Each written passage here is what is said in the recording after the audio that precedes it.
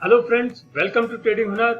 आज हम इस वीडियो में Triveni engineering and industries limited का फंडामेंटल एनालिसिस करेंगे। ये फंडामेंटल एनालिसिस हम FY20 का करेंगे, यानी जो साल मार्च 2020 में खत्म हुआ है हम उसका यहाँ पर एनालिसिस करेंगे।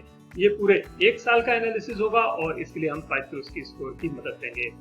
फ्रेंड्स, पाइथागोरस स्कोर की शुरुआत प्रोफेसर जोसेफ पाइथागोरस जो कि स्टैनफोर्ड यूनिवर्सिटी में अकाउंटिंग के प्रोफेसर थे, उन्होंने इस टूल की शुरुआत की और आज दुनिया के ज्यादातर फंडामेंटल एनालिस्ट इस टूल का यूज करते हैं। इसमें 9 क्राइटेरिया होते हैं और कंपनी को उन क्राइटेरिया को फुलफिल करने पर एक एक पॉइंट मिलता है। तो इस प्रकार से कोई भी कंपनी मैक्सिमम 9 पॉइंट्स अचीव कर सकती है। हालांकि जो कंपनीज 7, 8 या 9 का स्कोर अचीव करती हैं हम उन्हें स्ट्रॉन्ग फंडामेंटल वाली कंपनियां कहती हैं, वहीं जो कंपनी 4, 5 या 6 का स्कोर अचीव करती हैं वो कंपनी एवरेज फंडामेंटल वाली कंपनियां होती हैं। जो कंपनी 0, 1, 2 या 3 का स्कोर अचीव करती हैं वो पूरा फंडामेंटल कंपनियां कहलाती हैं और हमें ऐसी कंपनीज में इन्वेस्टमेंट करने से बचना चाहिए। तो फ्रेंड्स, यहाँ पर हम ये एनालिसिस करेंगे पाइथागोरस की स्कोर से और हम देखेंगे कि कंपनी का फंडामेंटल स्कोर क्या है। इस पूरे एनालिसिस को हम 3 राउंड में लेंगे। ये हमारे राउंड्स होंगे प्रॉफिटेबिलिटी, लीवरेज और ऑपरेशनल एफिशिएंसी, और उसके बाद में हम कंपनी के ग्रे एरियाज के बारे में बात करेंगे। हम वो एरियाज के बारे में बात करेंगे जहां पर कंपनी अच्छा कर सकती थी लेकिन वो अच्छा नहीं कर पाई है और उसकी क्या वजह है, किस वजह से कंपनी ने कोई पॉइंट्स खोया है। ये सारी चीजें हम डिस्कस करेंगे कंपनी के ग्रे एरियाज में। ये सेक्शन हमने नया ऐड किया है और आप इसको अंत तक देखते रहिएगा। यहाँ पर आप हमारा डिस्क्लेमर देख रहे हैं जो कि आप हमारी वेबसाइट www.tradinghunar.com पर भी देख सकते हैं। तो फ्रेंड्स, अब हम शुरू करते हैं इस वीडियो को और यहाँ पर हम चलते हैं अपने पहले राउंड में। हमारा पहला राउंड है प्रॉफिटेबिलिटी का राउंड, जिसमें है 4 क्राइटेरिया। आइए देखते हैं कौन कौन से क्राइटेरिया है। ये रहे वो 4 क्राइटेरिया। सबसे पहले हम लेते हैं पहले क्राइटेरिया को, जो है पॉजिटिव नेट इनकम का। हमें ये चेक करना है कि कंपनी की करंट ईयर में इनकम पॉजिटिव है या नहीं। यदि कंपनी की नेट इनकम पॉजिटिव होगी तो कंपनी को 1 पॉइंट मिलेगा। तो आइए चेक करते हैं। हमने कंपनी के डाटा को चेक किया और हमने देखा कि कंपनी का जो नेट इनकम है, जैसा कि आप फर्स्ट कॉलम में देख रहे हैं, bottom line net income 314.73 crore इसकी नेट इनकम आई है। ये एक पॉजिटिव फिगर है और यहाँ पर कंपनी को मिलता है 1 पॉइंट। और अब हम चलते हैं दूसरे क्राइटेरिया में। दूसरा क्राइटेरिया है पॉजिटिव रिटर्न ऑन एसेट। हमें ये चेक करना है कि कंपनी का जो रिटर्न ऑन एसेट है वो पॉजिटिव है या नहीं। यदि पॉजिटिव होगा तो कंपनी को 1 पॉइंट मिलेगा। तो हमने यहाँ पर चेक किया कंपनी का जो रिटर्न ऑन एसेट है करंट ईयर में मार्च 2020 में, जैसा कि आप देख रहे हैं बॉटम लाइन में 8.28% है। तो ये भी एक पॉजिटिव फिगर है और यहाँ पर हम कंपनी को 1 और पॉइंट देंगे। तो अब तक कंपनी ने 2 क्राइटेरिया किए हैं, दोनों क्राइटेरिया में से 2 पॉइंट्स मिले हैं। अब चलते हैं तीसरे क्राइटेरिया की ओर। तीसरा क्राइटेरिया है पॉजिटिव ऑपरेटिंग कैश फ्लो। हमें ये चेक करना है कि जो कंपनी का ऑपरेटिंग कैश फ्लो या जिसे हम कैश फ्लो फ्रॉम ऑपरेशंस कहते हैं वो पॉजिटिव है या नहीं। यदि पॉजिटिव होगा तो कंपनी को 1 पॉइंट मिलेगा। तो फ्रेंड्स, यहाँ पर हमने चेक किया कंपनी की वेबसाइट में जाकर के इनका consolidated statement of cash flow download किया और ये फिगर्स लैक्स में है। जब हम इसको करोड़ में कन्वर्ट करते हैं तो आप देख सकते हैं ये आएगा 510.31 करोड़। तो ये 510.31 करोड़ इनकी ऑपरेटिंग कैश फ्लो है, जो कि एक पॉजिटिव फिगर है और यहाँ पर भी कंपनी को मिलता है इसलिए 1 और पॉइंट। और अब हम चलते हैं अपने चौथे क्राइटेरिया में। चौथा क्राइटेरिया थोड़ा सा डिफरेंट है और ये थोड़ा ट्रिकी है। ये कहता है कि cash flow from operations should be greater than net income. यानी अभी जो हमने थर्ड क्राइटेरिया में जो कैश फ्लो फ्रॉम ऑपरेशंस देखा है वो फर्स्ट क्राइटेरिया वाले नेट इनकम से ज्यादा है या नहीं है। यदि ज्यादा होगा तो ही कंपनी को 1 पॉइंट मिलेगा। तो आइए चेक करते हैं कि क्या हुआ है। यहाँ पर जैसा कि हमने अभी चेक किया था कि नेट कैश फ्रॉम ऑपरेशंस था इसका 510.31 करोड़ और नेट इनकम थी इसकी 314.73 करोड़।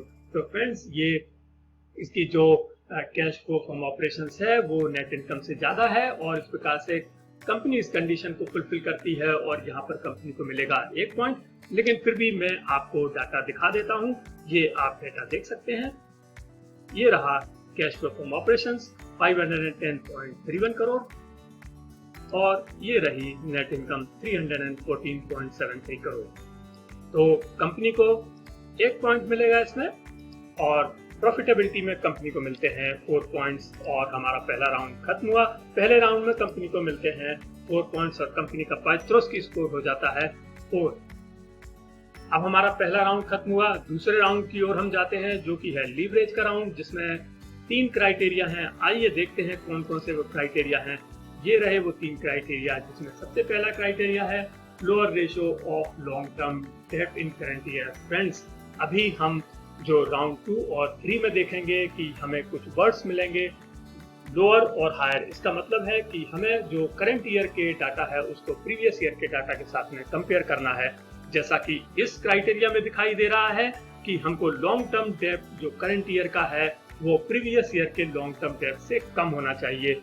तभी तो हम कहेंगे कि कंपनी ने अपनी लीवरेज पोजीशन को ठीक किया है, क्योंकि long term debt represents the leverage position of the firm. तो यहाँ पर हम चेक करते हैं और हम देखते हैं कि क्या हुआ है। तो यहाँ पर आप देखिएगा कि मार्च 2019 में डेट टू इक्विटी था इनका 1.41, जो कि कम होकर के मार्च 2020 में हो गया है 1.04। तो हम कह सकते हैं कि कंपनी ने अपनी लीवरेज पोजीशन को ठीक किया है, डेट टू इक्विटी को कम किया है और यहाँ पर इस कंडीशन को फुलफिल किया है, और इसलिए यहाँ पर हम कंपनी को देंगे पूरा 1 पॉइंट। तो 1 पॉइंट इसको मिलता है। और अब हम चलते हैं कंपनी के दूसरे क्राइटेरिया में। वो कहता है higher current ratio in current year. Current ratio का मतलब है कि कंपनी की लिक्विडिटी की पोजीशन। हमें ये चेक करना है कि ये करंट रेशियो लास्ट ईयर के कंपैरिजन में बढ़ा है, यानी लिक्विडिटी बढ़ी है या नहीं। तो हमने कंपनी के डाटा को चेक किया। मार्च 2019 में इनका जो करंट रेशियो था वो था 1.81, जो कि मार्च 2020 में बढ़ करके हो गया है 1.30, और ये एक पॉजिटिव सिग्नल है। ये इनका करंट रेशियो बढ़ना यानी कि लिक्विडिटी को बढ़ना इनकी फंडामेंटल स्कोर को बढ़ाता है, और यहाँ पर हम कंपनी को देते हैं 1 पॉइंट। और अब हम चलते हैं तीसरे क्राइटेरिया में। तीसरा क्राइटेरिया है lack of share dilution. Friends, share dilution का मतलब है कि क्या कंपनी ने ड्यूरिंग द करंट ईयर कोई नए इक्विटी शेयर इशू किए हैं, क्योंकि यदि कोई नए इक्विटी शेयर से पैसा आता है इसका मतलब है कि उसने अपने इक्विटी को डाइल्यूट किया है, और ऐसे कंडीशन में कंपनी को कोई पॉइंट नहीं मिलेगा। तो हम चेक करते हैं कि क्या कोई नया फ्रेश इक्विटी इशू हुआ है। तो हमने कंपनी की वेबसाइट पर जाकर के इनका cash flow from financing activities देखा, और हमने देखा कि किसी भी तरह का कोई फ्रेश इशू नहीं आया है, और इसलिए कंपनी ने इस कंडीशन को फुलफिल कर लिया है, और कंपनी को यहाँ पर भी मिलते हैं 1 और पॉइंट। और इस प्रकार से लीवरेज में कंपनी को मिलते हैं 3 पॉइंट। हमारा दूसरा राउंड खत्म हुआ। दूसरे राउंड में कंपनी को मिलते हैं 3 पॉइंट्स और कंपनी का स्कोर हो जाता है आफ्टर सेकेंड राउंड वो हो जाता है 7। तो अभी तक कंपनी ने बहुत अच्छा परफॉर्म किया है और कंपनी को 7 में से 7 पॉइंट मिले हैं। अब केवल 2 क्राइटेरिया और हैं, जो कि है लास्ट राउंड में ऑपरेशनल एफिशिएंसी में। आइए चलते हैं तीसरे राउंड में। ये रहे वो 2 क्राइटेरिया। इसमें सबसे पहला क्राइटेरिया है हायर ग्रॉस मार्जिन। हमें ये चेक करना है कि कंपनी का जो ग्रॉस मार्जिन है वो लास्ट ईयर से इम्प्रूव हुआ है या नहीं, क्योंकि इससे हमें ये पता चलेगा कि कंपनी की जो ऑपरेशनल एफिशिएंसी है वो बढ़ी है या नहीं। तो हमने डाटा को चेक किया दोनों साल के, और हमने देखा कि मार्च 2019 में इनका जो ग्रॉस मार्जिन था वो था 11.82%, जो कि मार्च 2020 में बढ़कर के हो गया है 13.06, और ये एक अच्छी चीज है, और इससे कंपनी की जो ऑपरेशनल एफिशिएंसी है वो इम्प्रूव हुई है, और यहाँ पर हम कंपनी को देते हैं 1 पॉइंट। और अब हम आते हैं अपने 9वें और अंतिम क्राइटेरिया में। हमारा अंतिम क्राइटेरिया कहता है higher asset turnover ratio.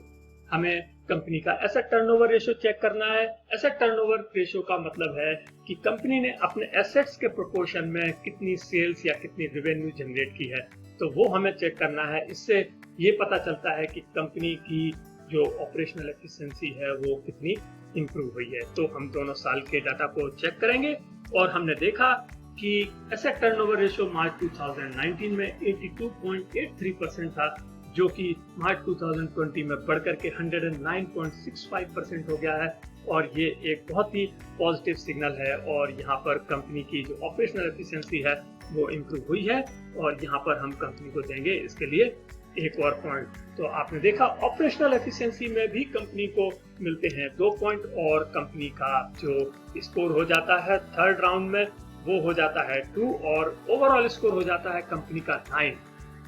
Friends, कोई भी कंपनी मैक्सिमम 9 पॉइंट से अचीव कर सकती है। तो यहाँ पर त्रिवेणी इंजीनियरिंग एंड इंडस्ट्रीज लिमिटेड एक बहुत ही स्ट्रॉन्ग फंडामेंटल वाली कंपनी उभर के निकली है। और रही बात इनके ग्रे एरियाज की, तो ग्रे एरियाज में यदि हम देखेंगे, इन्होंने 9 में से 9 पॉइंट्स हासिल किए हैं और इनके कोई भी ग्रे एरियाज नहीं है। प्रॉफिटेबिलिटी की बात करें, इन्होंने 4 में से 4 पॉइंट हासिल किए हैं।